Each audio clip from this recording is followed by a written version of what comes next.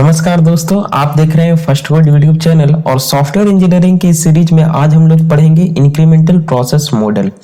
हम लोग जानेंगे इंक्रीमेंटल प्रोसेस मॉडल क्या होता है, इसे कैसे डेवलप किया जाता है, इसके डायग्राम को देखेंगे और फिर बाद में इसके एडवांटेज और कुछ डिसएडवांटेज को देखेंगे। तो आइए स्टार्ट करते हैं। इंक्रीमेंटल प्रोसेस मॉडल होता क्या है? तो incremental process model is also known as successive version model. Means जो इंक्रीमेंटल प्रोसेस मॉडल होता है उसे सक्सेसिव वर्जन मॉडल भी कहा जाता है। तो यहां से आपका देखिए एक एमसीक्यू बनता है। First, a simple working system implementing only a few basic features is built and then that is delivered to the customer। इसमें क्या किया जाता है इंक्रीमेंटल प्रोसेस मॉडल में? देखिए आप लोगों को नाम से ही मालूम चल रहा होगा, इंक्रीमेंटल मीन्स जो इंक्रीमेंट हो, पहले थोड़ा सा हो फिर उसमें इंक्रीमेंट, फिर इंक्रीमेंट हम लोग करते जाएं। तो इसी तरह का कुछ बात होता है, इसी तरह का कुछ डेवलपमेंट होता है इंक्रीमेंटल प्रोसेस मॉडल में या सक्सेसिव वर्जन मॉडल में। इसमें क्या होता है कि हम लोग सबसे पहले कुछ जो सॉफ्टवेयर का जो रिक्वायरमेंट है, कस्टमर का जो रिक्वायरमेंट है, उस हिसाब से हम लोग कुछ कोर फीचर्स को हम लोग चूज कर लेते हैं। कोर फीचर्स मीन्स क्या? वैसा फीचर्स जो कि किसी दूसरे फीचर से क्या करता हो, कनेक्शन नहीं रखता हो, उन सभी फीचर्स को हम लोग डेवलप करके एक बेसिक वर्किंग सॉफ्टवेयर तैयार करते हैं। उसके बाद हम लोग उसमें धीरे धीरे क्या करते हैं, इंक्रीमेंट करते हुए जाते हैं। इसी तरह का कुछ बात होता है। तो वही किया जाता है, सबसे पहले एक सिंपल वर्किंग सिस्टम को इंप्लीमेंट कर लिया जाता है only a few basic feature के साथ, और उसे क्या किया जाता है, कस्टमर को डिलीवर्ड कर दिया जाता है। मीन्स यहाँ पे एक एडवांटेज क्या हो गया कि कस्टमर को अर्ली फेज में क्या मिल जाता है, अपना delivered product although basic feature के साथ मिलता है, लेकिन कस्टमर क्या हो जाएगा, हैबिचुएट हो जाएगा उस प्रोडक्ट को यूज करने का। तो यहाँ पे क्या हुआ, एक एडवांटेज हो गया। Then thereafter many successive iterations or versions are implemented and delivered to the customer until the desired system is released। और जब कस्टमर के पास बेसिक सॉफ्टवेयर चला गया उसके बाद हम लोग उसमें मेनी सक्सेसिव इटरेशंस और वर्जन्स उसमें ऐड करते रहेंगे। कब तक करते रहेंगे? जब तक कि हमारा डिजायर्ड सिस्टम जो कस्टमर का हो वो तैयार नहीं हो जाए। तो यहाँ डायग्राम से आप बहुत अच्छे तरीके से समझ पाएंगे। देखिए जैसे मान लिया जाए हमने ये बेसिक कोर फीचर्स के साथ एक हमारा सॉफ्टवेयर तैयार कर दिया, हमने इसे क्या किया, कस्टमर को डिलीवर्ड कर दिया। देखिए कस्टमर को डिलीवर्ड करने का एक फायदा ये होता है कि आपको फीडबैक मिलते रहेगा कस्टमर का, तो उससे आपको सॉफ्टवेयर डेवलप करने में आसानी होती है कि कस्टमर का आखिर एक्चुअल रिक्वायरमेंट क्या है, क्योंकि कस्टमर का जो रिक्वायरमेंट होता है वो हमेशा चेंज होते रहता है। और इसमें एक एडवांटेज और क्या है कि कस्टमर का कभी भी रिक्वायरमेंट चेंज हो तो हम उसको क्या कर सकते हैं, अडॉप्ट कर सकते हैं। कस्टमर के रिक्वायरमेंट में अगर कोई मॉडिफिकेशन हो तो हम अपने सॉफ्टवेयर में मॉडिफिकेशन कर सकते हैं, क्योंकि हम लोग इसमें क्या कर रहे हैं, इंक्रीमेंटल बढ़ रहे हैं ना, हम लोग इंक्रीमेंटल डेवलप कर रहे हैं। ये हुआ आपका कोर फीचर। उसके बाद हमने इसमें देखिए इसमें ए भी दिया हुआ है नेम, हमने इसमें कुछ और फीचर्स को इंक्रीमेंट किया, देन हमने कस्टमर को डिलीवर किया। उसके बाद हमने इसमें कुछ और फीचर्स को क्या किया, ऐड किया और कस्टमर को डिलीवर किया। कब तक? जब तक कि हमारा डिजायर्ड सिस्टम जो है वो तैयार नहीं हो जाए। तो here ABC are modules of software product that are incrementally developed and delivered। यहाँ पे जो A, B और C आपको दिख रहा है ये क्या है, सॉफ्टवेयर का अलग अलग मॉड्यूल्स है जो कि क्या किया गया है, इंक्रीमेंटली डेवलप किया गया है और कस्टमर को डिलीवर किया गया है। आगे हम लोग जानते हैं लाइफ साइकिल जो होता है इंक्रीमेंटल प्रोसेस मॉडल का, आखिर वो किस तरह से डेवलप होता है। तो सबसे पहले क्या किया जाता है, requirements of software are first broken down into several modules that can be incrementally constructed and delivered. इस पॉइंट को ध्यान से समझिए, जो रिक्वायरमेंट्स होता है सॉफ्टवेयर का, ठीक है, उसको सबसे पहले क्या जाता है, सेवरल पार्ट्स में ब्रोक किया जाता है। कैसे ब्रोक किया जाता है, ताकि वो इंक्रीमेंटली डेवलप हो सके। मीन्स इस तरह से ब्रोक किया जाता है, इस तरह से उसको डिवाइड किया जाता है रिक्वायरमेंट को कि हम लोग क्या कर सके, पहले एक फीचर को, कुछ फीचर को डेवलप किए, फिर उसके बाद इंक्रीमेंटली कुछ और फीचर को डेवलप किए, जो थर्ड मॉड्यूल हुआ फिर उसको डेवलप किए, फिर फोर्थ मॉड्यूल को डेवलप किए। इस प्रकार से मॉड्यूल वाइज क्या किया जाता है, जो भी रिक्वायरमेंट होता है कस्टमर का उसे डिवाइड किया जाता है। At any time the plan is made just for the next increment। इस पॉइंट को देखिए, आपको ध्यान से देखना है। and not for any kind of long term plans. Therefore it is easier to modify the version as per the need of the customer. इसमें क्या किया जाता है, आपने टोटल रिक्वायरमेंट को सबसे पहले मॉड्यूल वाइज डिवाइड कर दिया, तो जो आप प्लान मेड करेंगे प्लानिंग फेज में, वो क्या करेंगे, सिर्फ नेक्स्ट वर्जन, जो इसके बाद जो नेक्स्ट वर्जन हमारा आने वाला है, जो नेक्स्ट इटरेशन, उसके लिए सिर्फ हम लोग प्लानिंग करेंगे। हम लोग सारे वर्जन के लिए एक साथ प्लानिंग नहीं करेंगे। तो इससे हम लोग को फायदा क्या होगा कि अगर कहीं पे भी कस्टमर का जो है वो मॉडिफिकेशन आता है, कोई भी सॉफ्टवेयर में चेंजिंग चाहिए इस तरह का, तो हम लोग उसे इजीली अडॉप्ट कर सकते हैं, इजीली अपने सिस्टम में क्या कर सकते हैं, उस तरह का चेंज कर सकते हैं। क्योंकि प्लानिंग हमने अभी नहीं किया था ज्यादा, अभी हमने सिर्फ नेक्स्ट वर्जन का प्लानिंग किया था, तो हम लोग उसे अगले वर्जन में क्या कर सकते हैं, मॉडिफाई कर सकते हैं। ये हुआ यहाँ पे एक एडवांटेज। ठीक है, आगे पॉइंट कहता है development team first undertakes to develop core features. देखिए यही बात हुआ है, जो डेवलपमेंट टीम होता है, सॉफ्टवेयर डेवलपर्स की टीम जो होती है, वो सबसे पहले क्या करती है कि जो कोर फीचर्स हो, कोर फीचर्स माने क्या, these do not services from other features, वैसे फीचर जो कि दूसरे फीचर से सर्विसेज नहीं लेते हो। मींस अगर कोई भी फीचर हमारे सिस्टम में ना हो फिर भी कोर फीचर हमारा एग्जिस्ट करे ऑफ द सिस्टम, तो सबसे पहले उसे डेवलप किया जाता है। उसके बाद once the core features are fully developed, जब हमारा core features fully develop हो गया, then these are refined to increase levels of capabilities by adding new functions in successive version। उसके बाद क्या किया जाता है, एक्स्ट्रा न्यू फंक्शनलिटीज को और न्यू फंक्शंस को उसमें ऐड किया जाता है इंक्रीमेंटली, और कंप्लीटली डिजायर्ड सॉफ्टवेयर प्रोडक्ट जो है उसे वर्किंग कंडीशन में क्या किया जाता है, लाया जाता है। Each incremental version is usually developed using an iterative waterfall model of development। इसमें देखिए जो हर एक इंक्रीमेंटल वर्जन होता है वो वाटरफॉल मॉडल, जो इटरेटिव वाटरफॉल मॉडल था, उसका यूज करके डेवलप किया जाता है। अब इटरेटिव वाटरफॉल मॉडल क्या होता है, तो वाटरफॉल मॉडल में जो हम लोग इटरेटिव फीचर हम लोग यूज करते हैं ना, उसे ही बोलते हैं हम लोग इटरेटिव वाटरफॉल मॉडल। अगर आपको इसके बारे में ज्यादा पता नहीं है तो आप आई बटन पे क्लिक कीजिए, हमने इटरेटिव वाटरफॉल मॉडल और उसके फेजेस को डिटेल में डिस्कस कर रखा है। आगे कहता है as each successive version of the software is constructed and delivered, now the feedback of the customer is to be taken and these were then incorporated in the next version। जब आपने एक successive version means core feature के बाद जब आपने दूसरा version को तैयार कर लिया और कस्टमर को डिलीवर कर दिया, उसके बाद कस्टमर से क्या किया जाता है, फीडबैक लिया जाता है और उसके अनुसार, उसके फीडबैक के अनुसार नेक्स्ट वर्जन में उस तरह का मॉडिफिकेशन किया जाता है। Each version of the software have more additional features over the previous one। हर एक जो दूसरा वर्जन होता है वो प्रीवियस वर्जन से थोड़ा बेटर होता है, ऑब्वियसली होगा, सॉफ्टवेयर प्रोडक्ट है तो।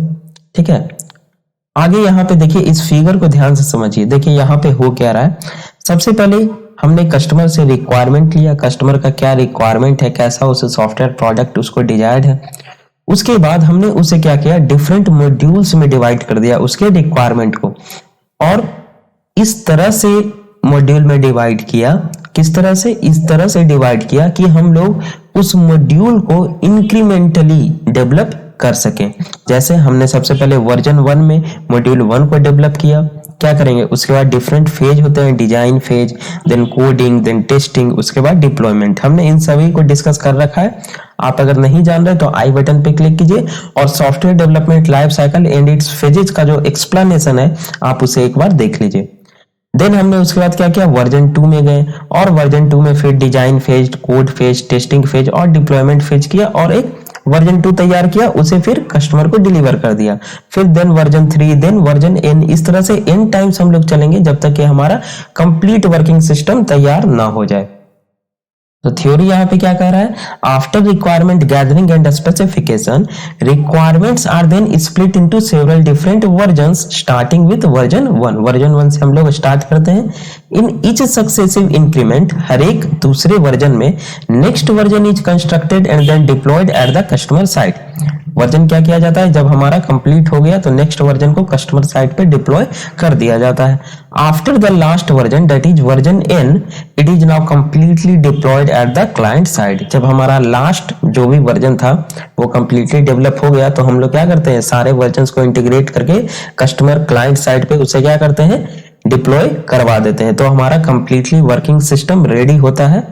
और उसके बाद अगर कस्टमर को मेंटेनेंस चाहिए है ना, किसी तरह का मेंटेनेंस की नीड है, तो हम लोग उसे मेंटेनेंस प्रोवाइड करेंगे। जो भी ऑर्गेनाइजेशन होगी वो प्रोवाइड करेगी। कस्टमर से हम फीडबैक लेंगे टाइम टू टाइम। ये सारी बातें होती है। आगे हम लोग देख लेते हैं types of incremental model. Incremental model के दो टाइप्स होते हैं, और जो दो टाइप्स हैं वो किस पे आधारित है कि इसका जो डेवलपमेंट होता है किस तरीके से डेवलपमेंट होगा, उस तरीके से ये दो टाइप्स में बांटा गया है। जो सबसे फर्स्ट है वो है स्टेज्ड डिलीवरी मॉडल। इसमें क्या होता है, construction of only one part of the project at a time. देखिए सबसे पहले आप समझ लीजिए हिंदी भाषा में।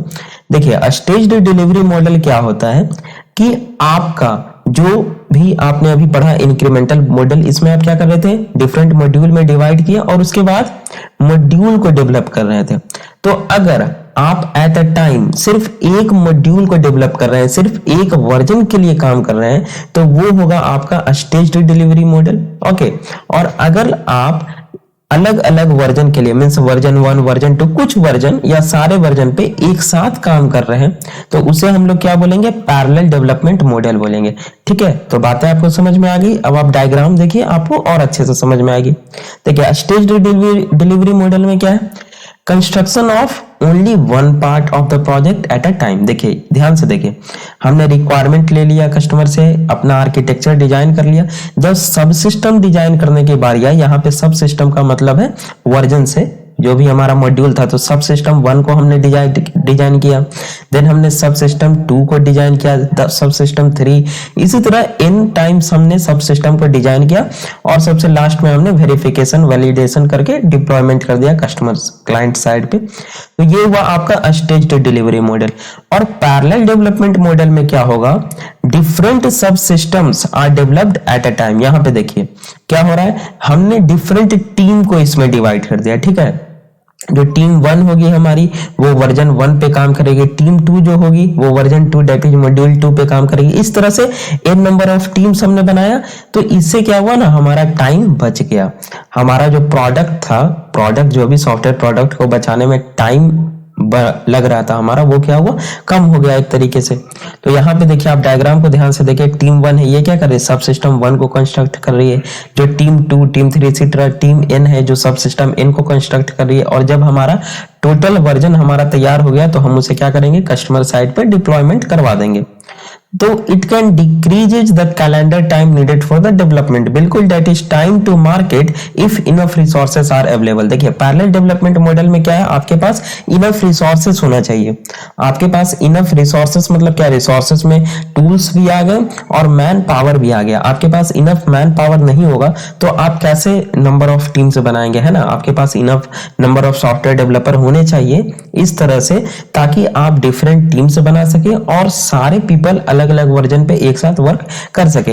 अगर नहीं है तो आप स्टेज्ड डिलीवरी मॉडल को लेकर चल सकते हैं। आपने पहले मॉड्यूल 1 डेवलप किया, कस्टमर्स को दिया, डिलीवर किया, देन आपने मॉड्यूल 2 मॉड्यूल 3, इस तरह से आप डेवलप कर सकते हैं।